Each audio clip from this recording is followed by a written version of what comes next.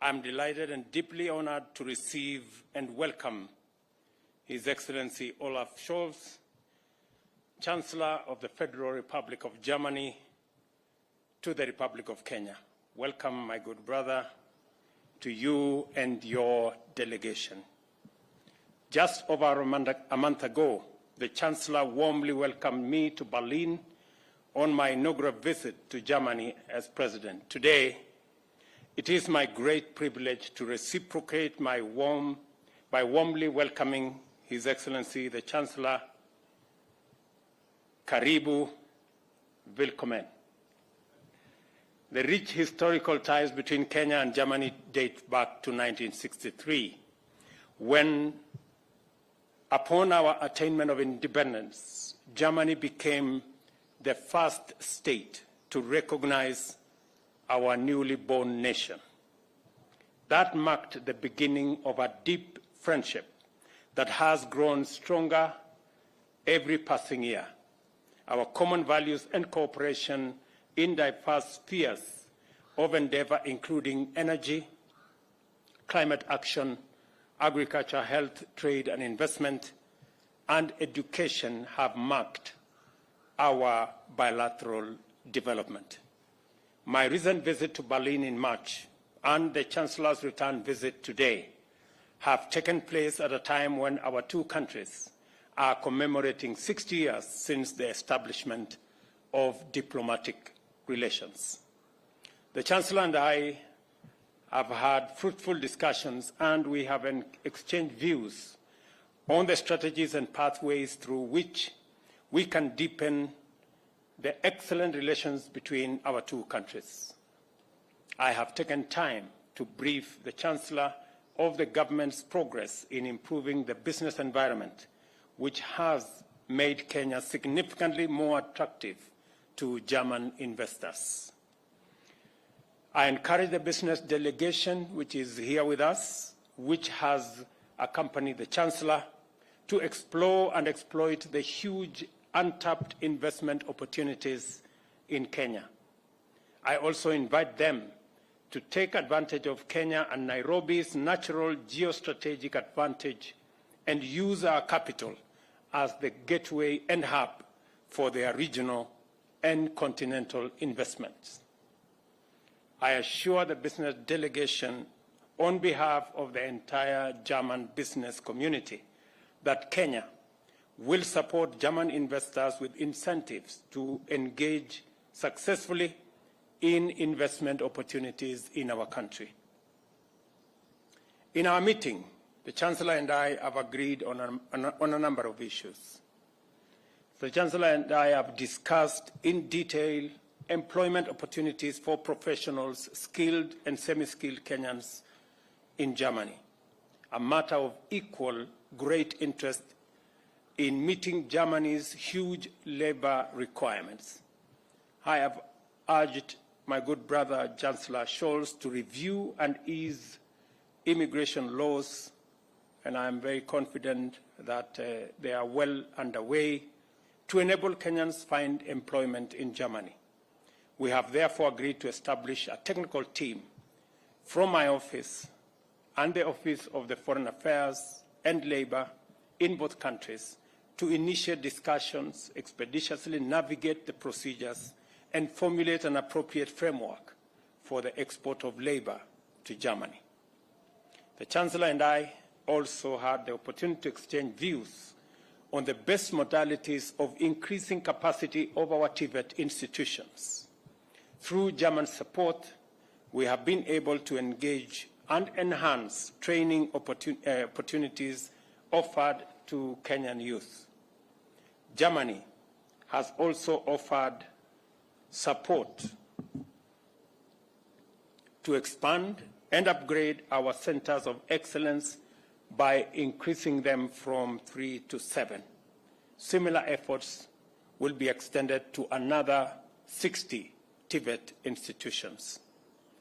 To bridge the gap in language, we agreed to introduce teaching and learning of German in basic education institutions, TVETs and other institutions of higher learning, and Germany therefore has agreed to support us in seeing how we can train more teachers to assist in the German language.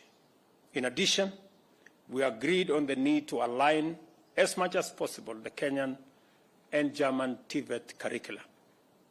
In other discussions, we further agreed to establish a twinning institutions framework for pairing our TVET colleges with selected TVET colleges in Germany, and thus facilitate the anchoring of labor migration from Kenya to Germany upon graduation. Chancellor Schulz and I have also agreed to expedite the establishment of a framework for robust exchange programs between Kenyan and German MSMEs. As you are aware, MSMEs drive both the Kenyan and German economies. What we seek is synergy to enrich learning and grow the economy from the bottom up. Germany has agreed to enhance the capacity of the Financial Inclusion Fund, the Hustler Fund, to increase affordable and easy access to credit for unbanked MSMEs at the bottom of the economic pyramid. Kenya is Germany's most important trading partner in East Africa. However, the trade balance is in favor of Germany. I have therefore called on the Chancellor to review tariff barriers and to allow Kenyan products to enter the German as well as the European market. The Chancellor has been a big champion of assisting Kenya in concluding the Economic Partnership Agreement between East Africa and the European Union. And Mr. Chancellor, I want to tell you, Kenya is eternally grateful for your personal intervention on this matter.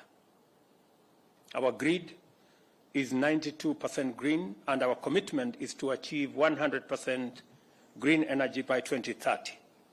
While our current grid is 3 gigawatts, the potential is huge, and our ambition is to make a quantum leap to 100 gigawatts by 2040. Germany has been a steadfast partner in our renewable energy journey. And I express my appreciation, Mr. Chancellor, for your reaffirmed commitment towards increasing the capacity of the Olkaria geothermal station and the general investment in our renewable energy space. On the existential climate crisis, we shared our concern of the effects of climate change on livelihoods, communities, and nations. We underscored the urgent need for concerted efforts to reverse the effects of climate change. In this regard, we agreed to work together in the search for solutions and deepen our collaboration in climate-resilient development and renewable energy, including production of green hydrogen and sustainable agriculture, including production of green fertilizers. Additionally, I emphasized the need to move beyond the debate on adaptation and loss and damage, and to engage in a candid conversation on climate finance and investment, which would unlock our potential for green growth. Equally, the current international financial system is inadequate in dealing fairly with multifaceted global crises, including recovery from the COVID-19 pandemic, the climate emergency, and the debt crisis in the global south. I therefore urge the Chancellor to support the reform of the international financial system. This system must recognize our potential and ensure a win-win outcome, providing access to affordable, adequate, and sustainable financing that is delivered in a timely manner. As part of our effort to establish a common African position on climate change, at COP28, Kenya will host the Africa Climate Action Summit between the dates of the 4th and 6th of September this year. I am pleased to inform you that as a friend and partner, Germany has committed to support The summit, with a financial contribution and with technical support, and Kenya has also confirmed its official joining of the Climate Club initiative, which calls for the expeditious implementation of the Paris Agreement at the invitation of Germany. Your Excellency, Kenya now formally joins the Climate Club at your invitation, and we intend to be a robust player in that space. We also had an opportunity to discuss regional peace and security and shared our concerns regarding the unfortunate events in Sudan and their spillover effects to the region. We agreed on the immediate need for unconditional cessation of hostilities and humanitarian aid access and protection of civilians. We underscored the need for the international community to support Kenya, IGAD, and the African Union in the ongoing efforts to resolve that conflict. I urged Chancellor Scholz to use his voice and Germany's influence in various platforms, including the EU, the G7, G20, and the UN, to focus global attention on the forgotten conflicts in Africa in general and especially in the Horn of Africa. On Ukraine, Kenya has consistently underscored the principles of the United Nations Charter, which calls for respect for territorial integrity, sovereignty, independence, and a peaceful resolution of disputes. We have also repeatedly called for the end to the conflict and a return to the path of peaceful resolution through dialogue. To strengthen and solidify our relations between our two countries, we have agreed to explore a new phase that will be anchored on a strategic bilateral partnership framework. I wish to thank Chancellor Scholz for engaging candidly in the spirit of goodwill and commitment to enhance mutual benefits. I also take this opportunity to once again express our collective appreciation of his very warm visit. Finally, I affirm Kenya's commitment to deepen and strengthen relations with Germany and look forward to many more engagements in future. I thank you. My good brother, welcome.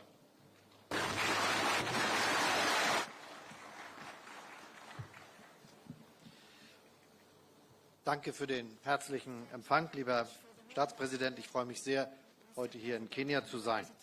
Erst vor wenigen Wochen haben wir uns in Berlin getroffen und darüber gesprochen, wie wir unsere Beziehung weiterentwickeln können. Und das ist nun mein erster offizieller Besuch in Kenia, und das in einem sehr besonderen Jahr. Kenia feiert 60 Jahre Unabhängigkeit. Und die Bundesrepublik Deutschland war das erste Land, das 1963 die Republik Kenia offiziell anerkannt hat. Daher feiern wir in diesem Jahr auch 60 Jahre diplomatische Beziehungen. 60 Jahre diplomatische Beziehungen, die eine gute freundschaftliche Zusammenarbeit geprägt haben und die auch die Basis sind für das, was wir uns für die Zukunft vorgenommen haben. In den 6 Jahrzehnten haben wir das bilaterale Verhältnis weiterentwickelt, haben in multilateralen Foren zusammengearbeitet, aber vor allem auch die Freundschaft zwischen unseren beiden Völkern und Gesellschaften vorangebracht und dafür Sorge getragen, dass unsere Beziehungen wirklich partnerschaftlich sind. Deshalb ist es auch richtig, dass wir jetzt unserer Partnerschaft einen mehr strategischen Rahmen geben wollen. Unsere Unternehmen sind gut vernetzt. This is also reflected in my business delegation that is accompanying me on this visit. I am also delighted about the close cooperation in economic issues that is reflected in many topics we have discussed today that you mentioned, but that are also linked to the willingness your willingness to work with us in the framework of the Compact with Africa, because it is an important topic for us. It facilitates trade, it facilitates investment by companies. And we also are talking about the question of protecting our environment and fighting man-made climate change. We are united in our ambitions, and I would like to explicitly say that Kenya truly has made substantial progress, is a true leader compared to many other countries in the world. So I am absolutely delighted about your willingness to become a member of the International Climate Club. This is an important step, because if we are to reach our ambitious goals to stop climate change, it will only succeed if we work together and make sure simultaneously that we are doing this together, and that our different pathways that we have will be in context, will be related, and will lead to the same goal. In March, you participated in the Berlin Energy Transition Dialogue in Berlin. You have highlighted once again the important role of Kenya in the fight against climate change. Thank you very much for that. These are really topics that unite us, and it's not a coincidence that I will be visiting the geothermal power plant in Naivasha. As I was told, it's the biggest of its kind in Africa, and this illustrates once more that Kenya is a truly inspiring climate champion. More than 90% of Kenya's electricity already comes from renewable energy sources, and by 2030 you are to reach 100%. This is truly impressive, and it is also one reason why Kenya has such appeal both in Africa and beyond. Last year, we have agreed to establish a climate and development partnership in which we step up our cooperation in the areas of renewable energies, hydrogen and drought resilience in agriculture. We will also make additional funds available for that purpose. I am impressed by Kenya's preparations for hosting the Africa Climate Action Summit, the summit you will be hosting, and Germany will be supporting Kenya with our technical means and also financially. The conference highlights Kenya's leading role in climate action, and it is also an event that will lead the way up to COP28, a truly remarkable and important event. There is also potential for enhanced cooperation in the field of labor migration. Germany wants to offer more legal pathways for migration for those who wish to work in Germany, and at the same time we aim to reduce illegal migration. This is a win-win situation for all countries involved. We see a great potential for orderly, skilled labor migration from Kenya in many fields of our economy. Kenya is a solid democracy. This is why your country is a stabilizing actor in a truly troubled region. We very much appreciate what Kenya has achieved in terms of mediation efforts in the last year, and also in the current situation. It is continuing to show in many ways in its region that it is committed. This is especially true with regard to the situation in Sudan, that is, of course, very concerning to us and many others. Many Sudanese people have taken to the streets over the last years, risking their lives. They have stood up for democracy and freedom, for a transition, moving from military structures to a civilian structure. So the army and the RSF must end their military struggle for power, which happens to the detriment to the people of the country, which leads to violence and destruction. There needs to be a transmission to a civilian government, and we are grateful for Kenya's commitment in this regard. Let me highlight it once more. We will do everything we can also to support the initiatives that have been taken. And also elsewhere, Kenya is committed. I said it before, in Somalia, Ethiopia, the Democratic Republic of the Congo. These are indispensable efforts of support that we greatly appreciate and that we're happy to support. I am deeply convinced that initiatives for peace and stability in Africa, led by African states themselves, will only gain in importance. They are very relevant. And just as Kenya, we count on developing a multilateral world in which nobody tries to shift borders, in which the rules of international order are accepted on the basis of the United Nations Charter and the international law. This is why it is very important for us and so significant that we raise our voices when international law is breached.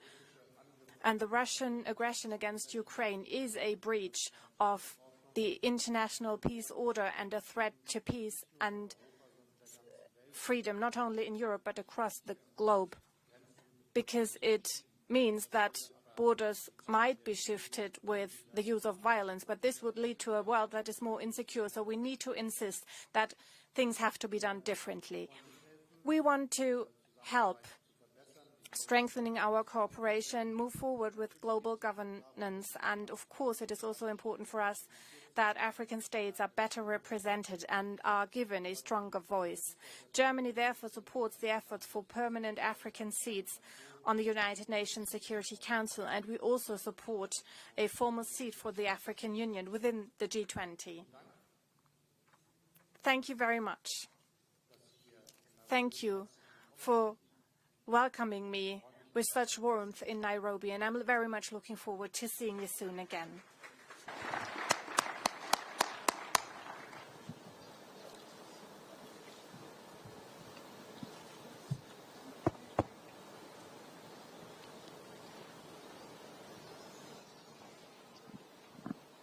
Who is leading?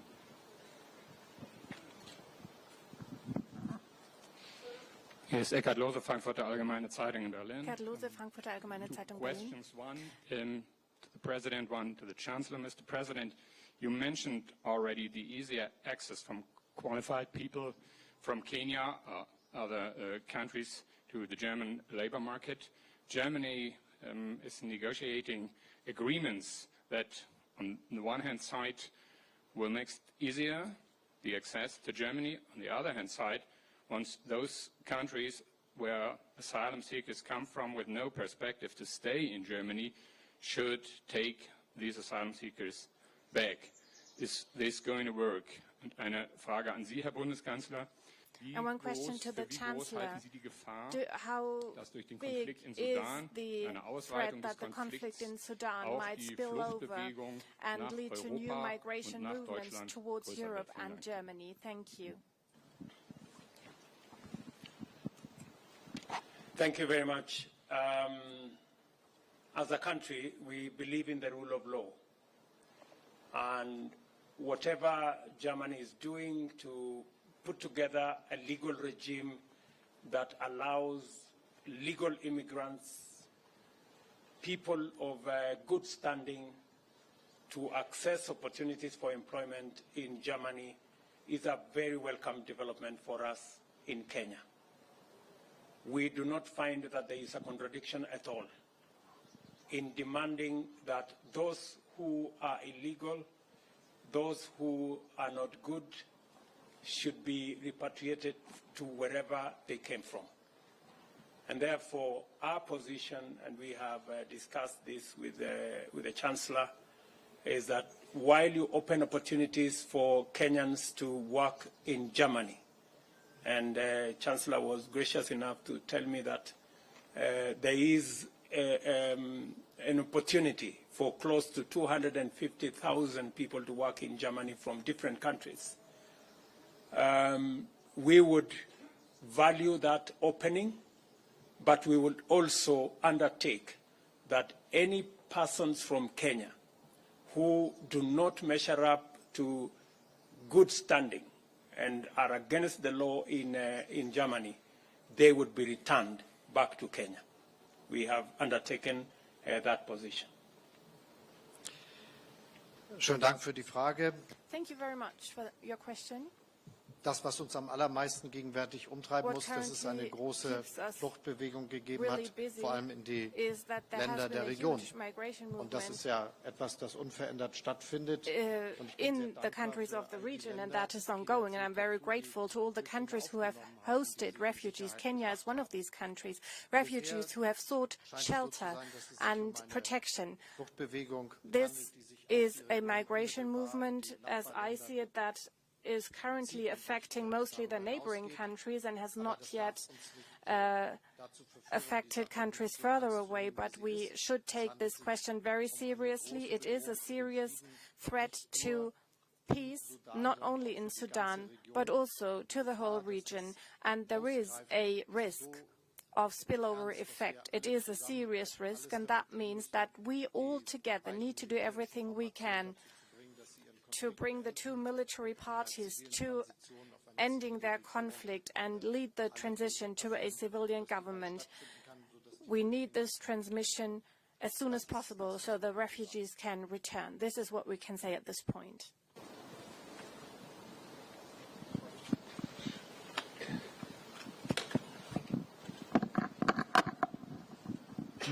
Anna Lehmann, Taz, Berlin. You mentioned the climate partnership with Berlin, which was renewed and expanded during your stay in Berlin 1 month ago in order to produce green energy, green hydrogen, green fertilizer, and so on. When it comes to investments, there's large investments needed in Kenya. You mentioned this. What do you expect in this in terms of investments from the German economy, and what could German politics do to motivate enterprises to invest here in Kenya?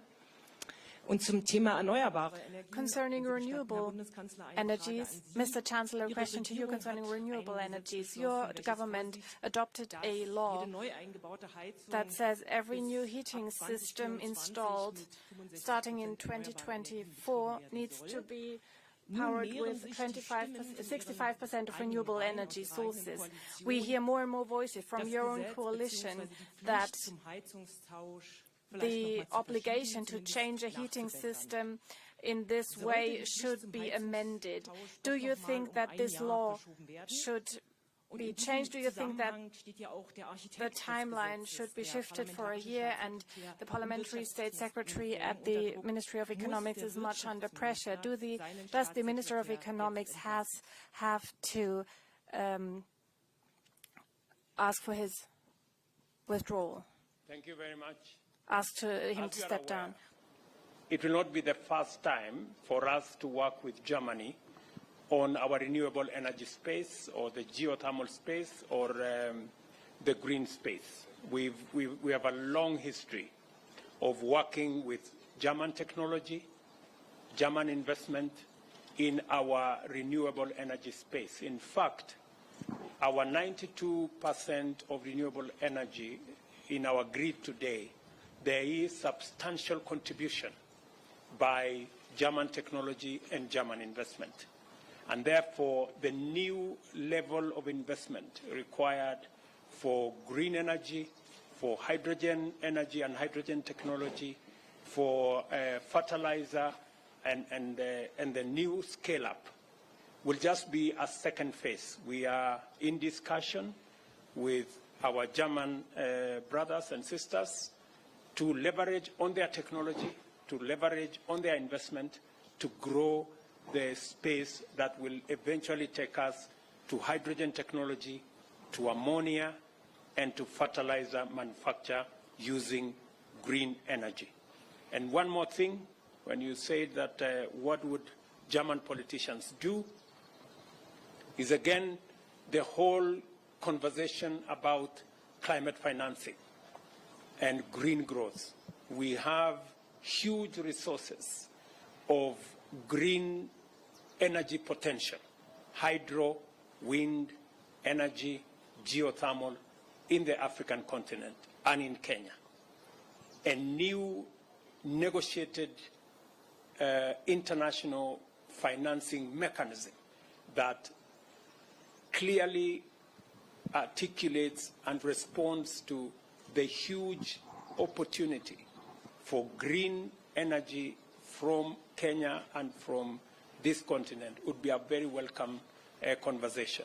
And therefore, aside from having a conversation about adaptation, mitigation, loss and damage, it is our considered view that politicians should now move the conversation to the space of climate financing and climate investment, because we believe that there exists greater opportunity in that space than even in the other spaces.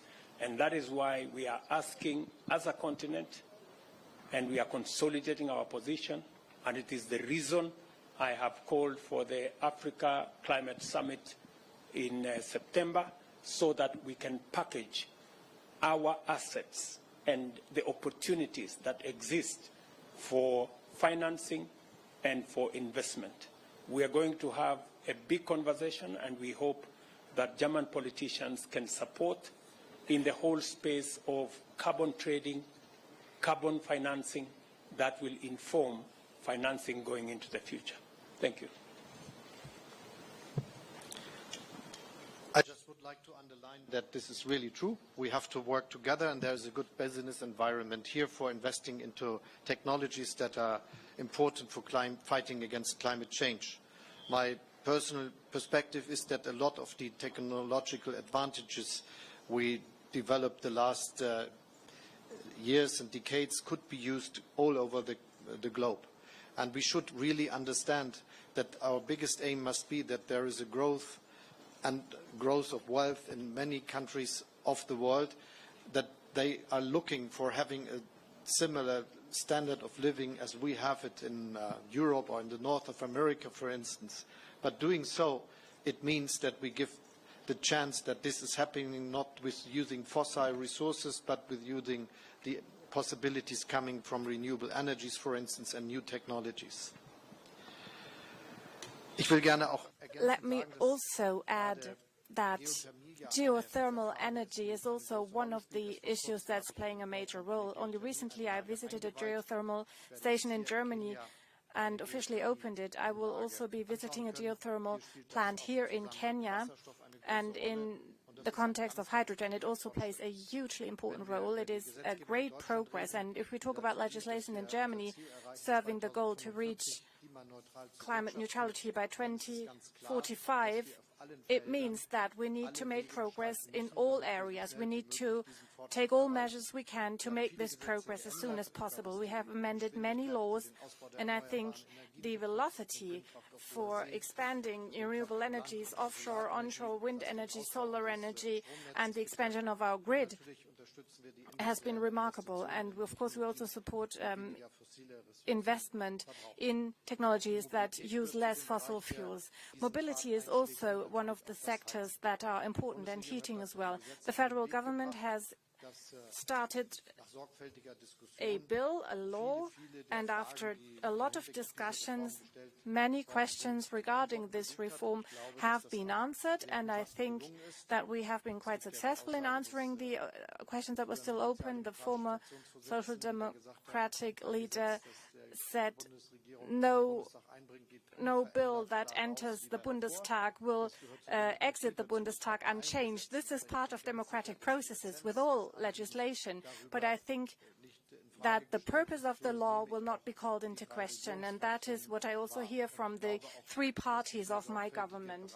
And I think that the diligent discussions in the Bundestag will lead to the fact that many questions will have been answered, and there might still be one or two small questions, but I think the big questions have been addressed. And part of this is the knowledge that those who moved to their homes before 2002 had not yet had to fulfill any requirements, and they do not have to change immediately their heating system.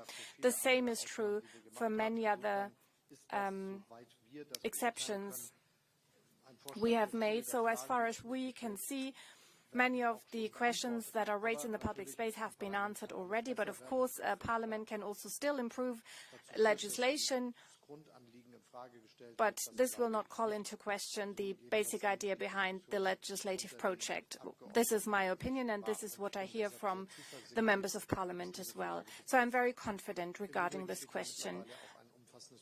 And there is also a substantial project of subsidies and support systems to make sure that everybody can make their own contribution to stop man-made climate change. Regarding the question you have also raised, whether the Minister of Economics has said anything about this, and he said some wrong decisions need to be corrected. This has happened, and I think all the other issues will be dealt with according to the rules that we have. Thank you, Your Excellencies. That now marks the end of the joint press briefing. Ladies and gentlemen, thank you very much. We'll request that you remain seated as His Excellency and the Chancellor retreat. Will guide you on how to go from here. Thank you very much. His Excellency and the Chancellor will now retreat and proceed for lunch. Kindly remain seated as they retreat, and we'll guide you on how to go from here.